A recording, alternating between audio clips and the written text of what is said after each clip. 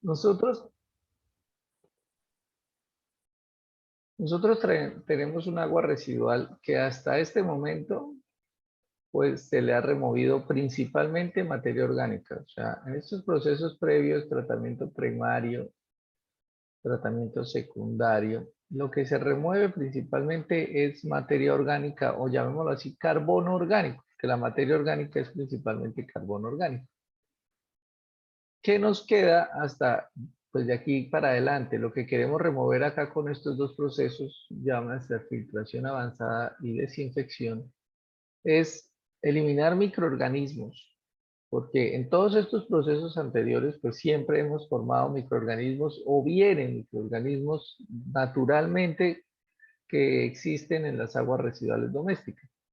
Entonces, lo que queremos en este último proceso es eliminar microorganismos y también eliminar, pues, otros elementos contaminantes, como en este caso que hablamos de mercurio, cianuro, sales, porque también aquí habíamos dicho que teníamos una concentración alta de sólidos disueltos fijos de 800 miligramos, entonces con la ósmosis inversa vamos a retirar todos.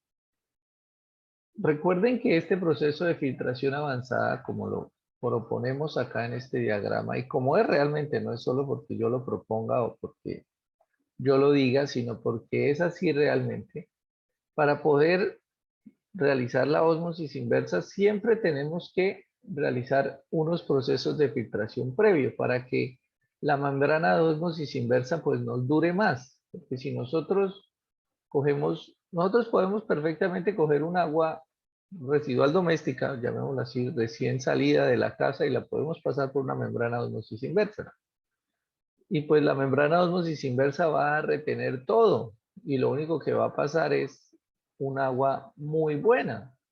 Pero ¿qué es lo que va a pasar con esa membrana de ósmosis inversa? Pues que se va a saturar o se va a deteriorar muy rápidamente, se va a colmatar. Entonces, pues no tiene ningún sentido hacer uno esa actividad, sino, pues por lo que lo que uno quiere o lo que uno pretende es que el proceso dure en el tiempo, tenga una durabilidad en el tiempo, no desarrollar un proceso, hacer una inversión que nos va a durar un día o 2 días. Entonces, por eso es que es todo este proceso de no solo de filtración, sino todo el proceso previo de tratamiento preliminar, primario y secundario. Entonces, cuando nosotros estamos haciendo un proceso de filtración avanzada, aquí propusimos en este ejercicio que primero hacer una filtración con arena y antracita, que es simplemente va a retener un material muy grueso. Luego una microfiltración que va a retener del orden de 10 micras.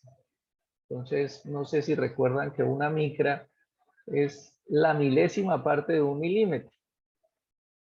Entonces, cuando hacemos filtración de 10 micras, ahí sí ya se nos va a quedar, pues, microorganismos. Virus no alcanzan a quedar porque los virus son de 0,1 micras.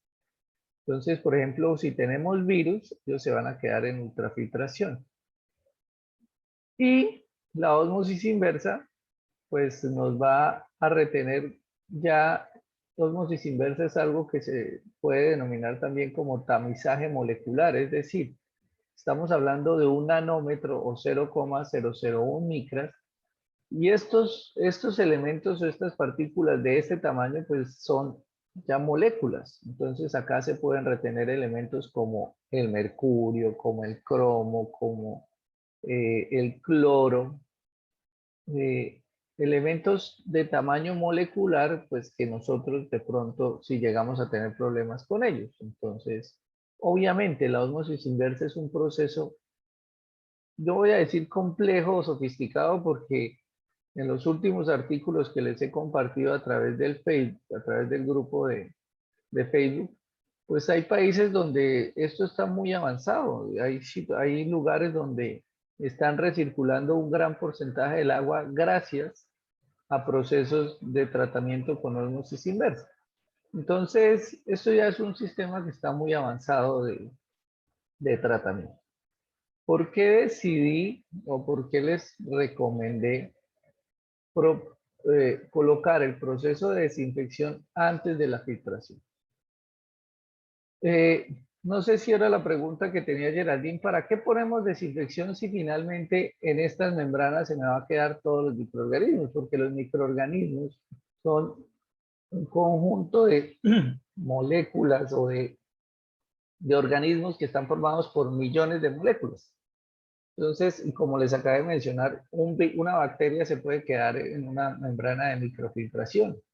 Un virus se puede quedar en una membrana de ultrafiltración. Y si se quedan acá, pues obviamente no va a pasar nada al otro lado. Entonces, ¿para qué desinfectar? La razón de la desinfección previa es porque si yo no hago desinfección, acá dentro de estas membranas se me van a formar unos caldos de cultivo, llamémoslos unas colonias, porque ¿qué es lo que estoy haciendo en las membranas? Estoy reteniendo los microorganismos, estoy reteniendo unas sustancias, materia orgánica y otras cosas que están vivos. Estos microorganismos están vivos porque hasta acá, hasta este proceso, en todos los procesos anteriores, no los había eliminado, les había dado condiciones. Y los que me llegan acá, pues muy seguramente me van a pasar a la filtración avanzada y cuando lleguen a microfiltración o a ultrafiltración van a estar vivos. Entonces, ¿qué problema voy a tener con ellos? Pues que simplemente esas membranas de filtración se van a convertir como en unos caldos de cultivo, como en unos soportes para que ahí se me desarrollen microorganismos. Entonces, estoy favoreciendo la formación de más microorganismos que si llegan a haber microorganismos patógenos, pues eso me va a afectar el agua que sale al final. Cuando yo hago la desinfección previa por cualquiera de los métodos, pues lo que estoy haciendo es eliminando, matando esos microorganismos. Entonces acá en esta microfiltración o en la ultrafiltración voy a tener los microorganismos pero ya muertos. Entonces no se me van a formar aquí unas colonias, no se me van a formar, no se van a desarrollar cultivos bacterianos, buenos o malos, para que me puedan afectar la calidad del agua después de este proceso. Entonces por eso, si tengo estos procesos de ultrafiltración y tengo desinfección, es preferible aplicar o proponer un proceso de desinfección al,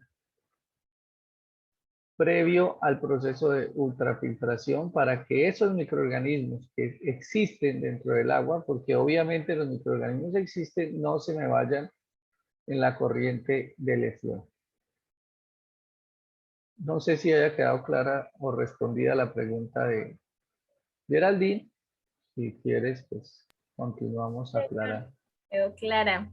Sí, tenía esa duda precisamente porque así estaba pensando, pero entonces como su merced nos había explicado que primero la filtración avanzada y después la desinfección, pues estaba confundida. Bueno, Me pues quedó mal porque así lo hice en el trabajo. no pasa nada. Todavía tienes muchas más opciones para corregir. Bueno, ¿alguna otra pregunta? ¿Alguien adicional a Geraldine que haya tenido alguna dificultad en el desarrollo del trabajo y en la elaboración del diagrama?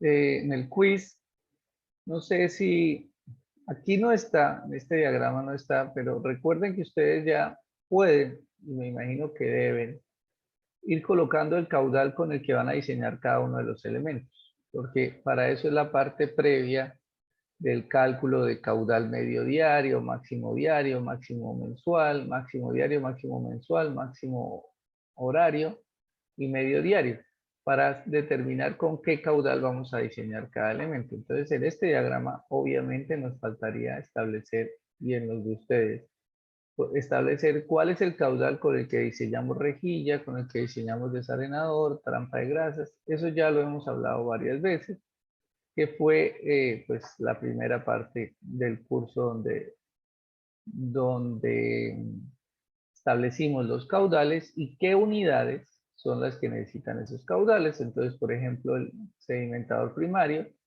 se debe diseñar con caudal máximo horario y los reactores, en este caso tratamientos secundarios, se deben diseñar con caudal medio máximo mensual.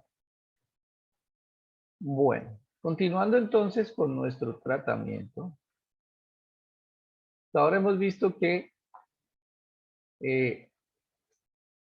nosotros estamos recibiendo un agua para este ejercicio práctico y la gran mayoría de las industrias o de los procesos que requieren tratamiento de aguas residuales son las aguas residuales municipales. Entonces, en este ejercicio, lo que estamos haciendo es proponer un sistema para tratar aguas residuales domésticas. ¿Y cuáles son estas aguas residuales domésticas? Pues ya sabemos que son aguas provenientes de un alcantarillado sanitario con unas condiciones higiénicas de una comunidad, un barrio, una vereda, lo que sea. Entonces, normalmente las condiciones como esta comunidad genera el agua residual doméstica, pues ya hemos visto que trae un material que debemos eliminar con el fin de que el sistema de tratamiento, los pasos posteriores no nos afecten, no se nos vean afectados. Entonces, tenemos un tratamiento preliminar que lo consideramos como un acondicionamiento, donde mediante unos elementos como las rejillas, desarenadores, trampas de grasa, eliminamos unos elementos que nos afectan el tratamiento. Entonces, en este caso, eliminamos sólidos suspendidos fijos, consistentes en toallas higiénicas, pañales, pañitos húmedos, basura en general, que todos estos elementos van para el relleno sanitario. Una estructura que denominamos desarenador, pues como su nombre lo indica, va a remover arenas, y estas arenas pues se ingresan por la actividad normal de las viviendas. La ropa tiene el mugre que nosotros removemos cuando nos duchamos o que retiramos de la ropa en el proceso de lavado, pues es arena, o cuando aseamos, trapeamos el piso, pues son arenas, pero principalmente las arenas que ingresan al alcantarillado son arenas de disposición inadecuada de sistemas de aguas lluvias. O sea, principalmente la gran cantidad de las arenas que ingresan es porque está conectándose alcantarillado de aguas lluvias al alcantarillado sanitario. Puede ser en las mismas viviendas que conectan bajantes de aguas lluvias o que conectan sifones en patios traseros, en zonas donde se recoge algo de lluvia y conectan estos sifones al alcantarillado sanitario. Las trampas de grasas, bueno, estas arenas nuevamente deben ir al relleno sanitario. Las trampas de grasas, pues como su nombre lo indica también, van a retirar grasas. ¿Grasas de qué? Pues normalmente de la piel, de nuestra higiene personal, que nosotros producimos grasa, pero también de lavado de utensilios de cocina, de lavado de platos, del aseo de la cocina. Pero digamos nuevamente, esos no son los mayores productores o las mayores fuentes de grasas en la vivienda. ¿Cuáles son las mayores fuentes? Pues cuando la persona o cuando la familia bota el aceite de cocina, lo bota por el alcantarillado. Eso está mal, eso no se debe hacer porque ese aceite genera un problema al momento de hacer el tratamiento. Pero ese finalmente es el menor de los problemas. El mayor de los problemas no son estos aceites vegetales, porque finalmente los aceites vegetales, el aceite de cocina, son biodegradables. Son un poquito demorados para la biodegradación, pero son biodegradables. A diferencia de los aceites minerales, aceites lubricantes o los combustibles, la gasolina, el ACPM, que esos combustibles y esos elementos no son biodegradables, son más difíciles de remover. Entonces, cuando ingresa al alcantarillado elementos como aceites provenientes de lavaderos de aceites, porque en el proceso de lavado del vehículo, de lavaderos de carros, perdón, porque en el proceso de lavado del vehículo va cayendo pues la grasa o los aceites que el vehículo tenga, fugas que tenga, pues esos van cayendo al agua y se van yendo al alcantarillado. O por ejemplo los cambiaderos de aceite que no guardan el aceite sino lo vierten al alcantarillado, pues eso es un problema. Nuevamente porque son aceites minerales que son más demorados en la biodegradación. Obviamente sí se pueden degradar, pero son mucho más demorados. O, por ejemplo, las estaciones de servicio que a veces existen regueritos, un reguerito de gasolina, un reguerito de ACPM, un reguerito de cualquiera de estas cosas, esos regueritos que van al alcantarillado, pues son como, se pueden considerar como aceites, porque la gasolina es una sustancia oleofílica o es una sustancia insoluble en agua, entonces es una sustancia que va a permanecer en la superficie del agua y pues esas sustancias son las que me van a generar problemas en los procesos posteriores a esta trampa de grasa. Entonces, el tratamiento preliminar me elimina un poco de sustancias que no deberían llegar al alcantarillado, pero que desafortunadamente pues ingresan y tenemos que estar preparados para eso. Si ya tenemos un proceso industrial diferente, pues tenemos que evaluar si se requieren estos elementos o no se requieren estos elementos. Eso depende de cada caso particular y ahora, hoy o mañana vamos a hacer un ejercicio ya de una industria en particular para poder establecer si lo requiere o no lo requiere. También tenemos un bombeo y una medición de caudal en caso de la necesidad de incrementar o de elevar el nivel del agua.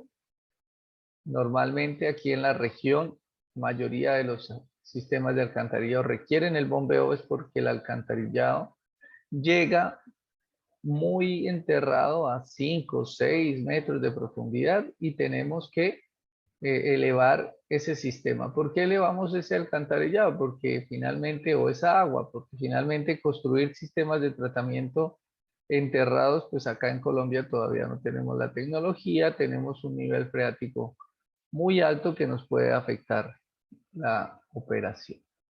Y la medición del caudal pues siempre es una estructura importante, necesaria para poder establecer en qué condiciones de caudal medio, máximo, mínimo estamos trabajando. Los veo bostezar algunos y me prendieron la bostezadera. Bueno, listo. Ese es el tratamiento preliminar. Removemos principalmente sólidos suspendidos fijos y grasas y aceites y el destino final de ese material va para el relleno sanitario.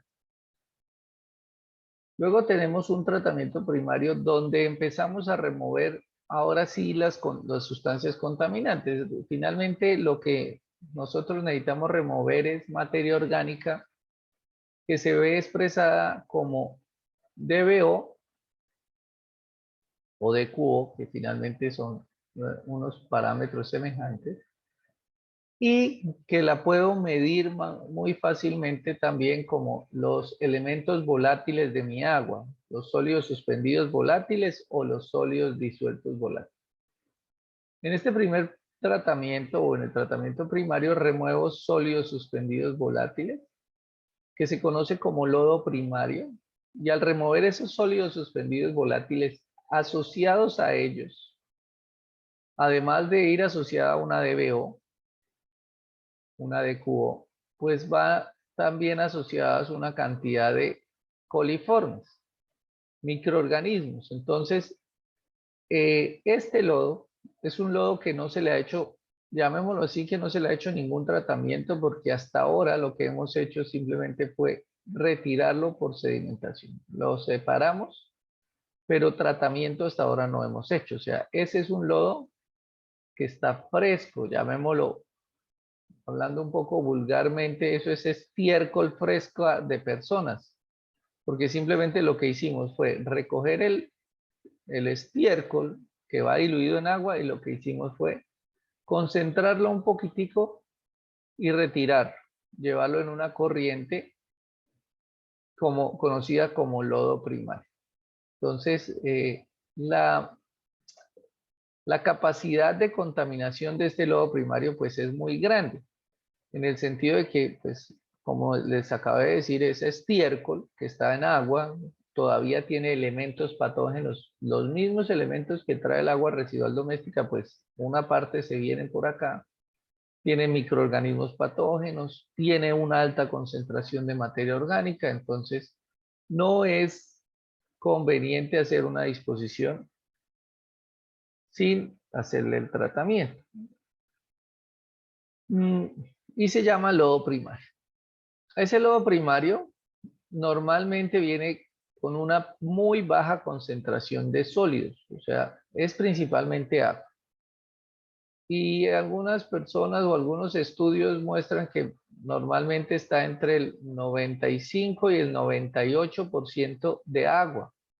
Es decir, realmente pues es principalmente agua, pero es lo que tiene es un 2 o 3 o 4 o 5% de sólidos. Pero ese poquitico de sólidos que tiene es lo que finalmente está causando o es lo que causa un impacto o una afectación.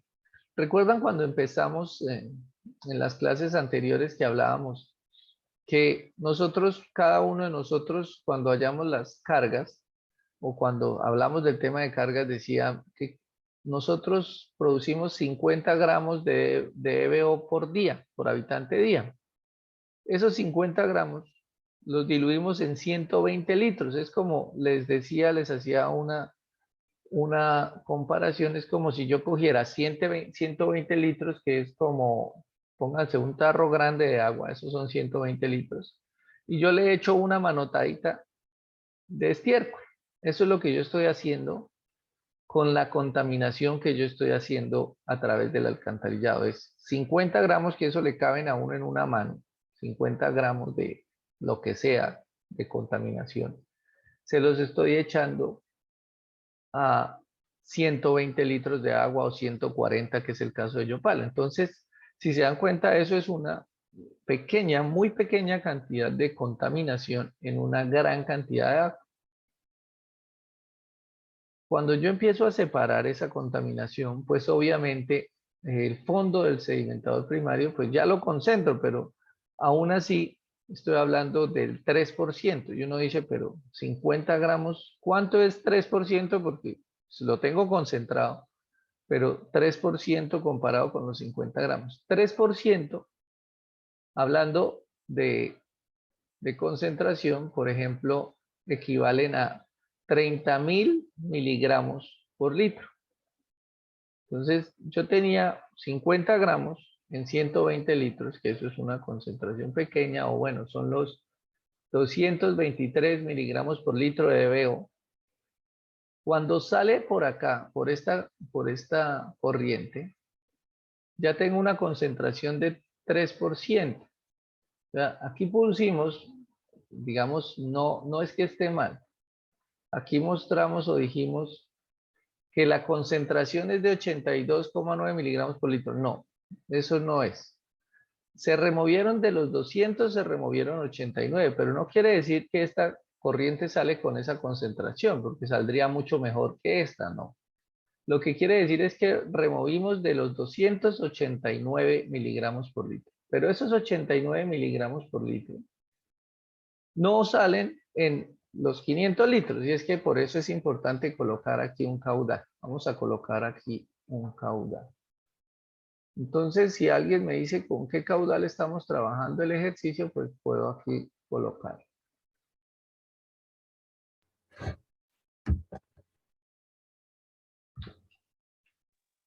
$415,1 litros. 415 como litro. Ese es el caudal medio, ¿cierto? ¿O ese es el más? Sí, bueno. Ese es el caudal medio. O sea, hay unas horas que entran con más, otras horas que entran con menos. Voy a colocar esto un poquito más grande. Lo voy a colocar acá para que lo tengamos claro. Más grande. 28. Listo. Pero ahora el caudal con el que diseño estos elementos. ¿Con qué caudal diseñé estos elementos? Con Eso lo el dice máximo. el caudal máximo horario. ¿Y eso cuánto fue? ¿Alguien que me acuerde?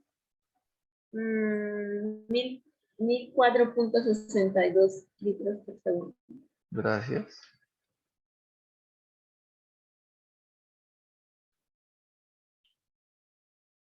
Listo.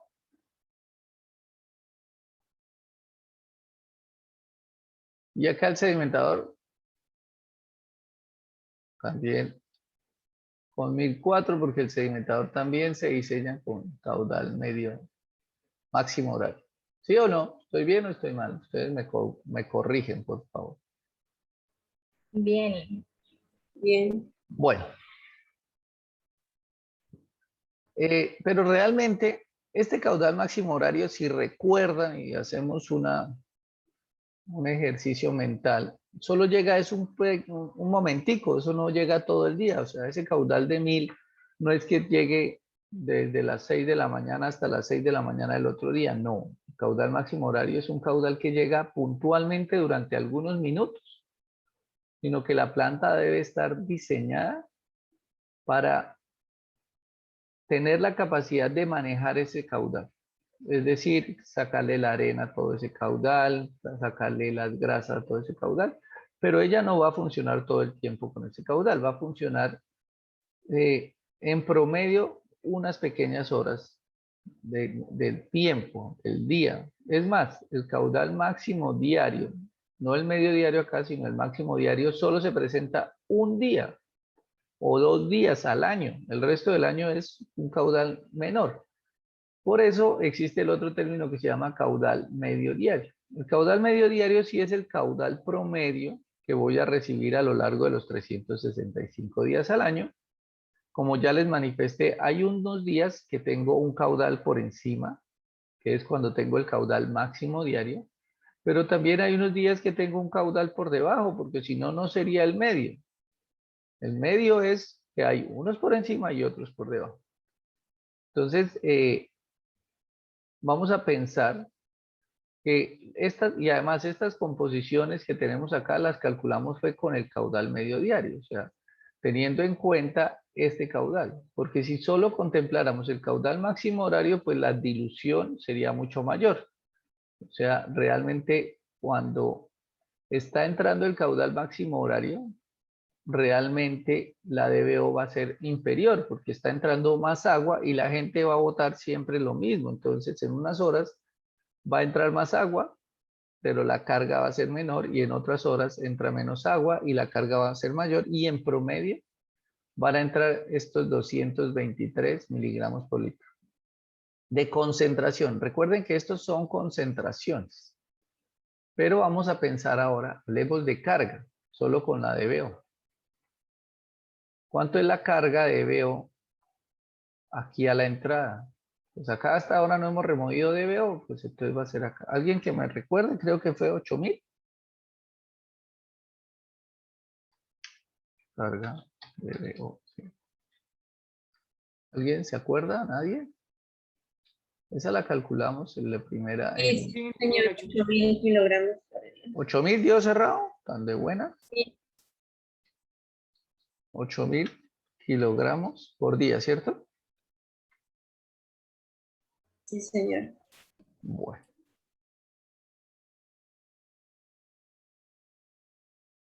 Listo. Y aquí, a la salida, ¿cuánto me va a salir de carga?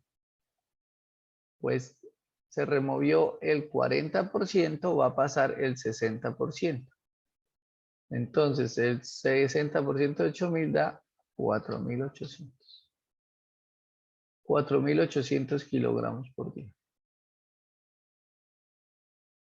Y por acá, pues aquí sí voy a remover ese sobrante, esa carga, que es el 40%, 8 por 4, 3200. 3200 kilogramos por día. Esa es la carga que se va a venir con la corriente de lodo primario. Ahora, ¿qué carga o qué concentración o qué caudal? Primero necesitamos saber con qué concentración me va a salir esa DBO o este lodo de acá. Obviamente no va a ser 89. Aquí hicimos el cálculo que fuera 89,